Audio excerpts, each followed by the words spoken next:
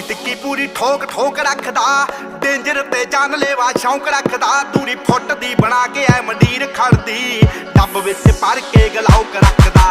ਟਿੱਕੀ ਟਿੱਕੀ ਪੂਰੀ ਠੋਕ ਠੋਕ ਰੱਖਦਾ, ਡੇਂਜਰ ਤੇ ਜਾਨਲੇਵਾ ਸ਼ੌਂਕ ਰੱਖਦਾ। ਦੂਰੀ ਫੁੱਟ ਦੀ ਬਣਾ ਕੇ ਐ ਮੰਡੀਰ ਖੜਦੀ, ਡੱਬ ਵਿੱਚ ਭਰ ਕੇ ਗਲਾਉਕ ਰੱਖਦਾ। ਓ ਖੂਨ ਨੂੰ ਦਲੇਰੀ ਰਹਿੰਦੀ ਪੰਪ ਕਰਦੀ, ਲੋ ਰਾਈਡਰ ਸੜਕੀ ਉੱਤੇ ਜੰਪ ਕਰਦੀ।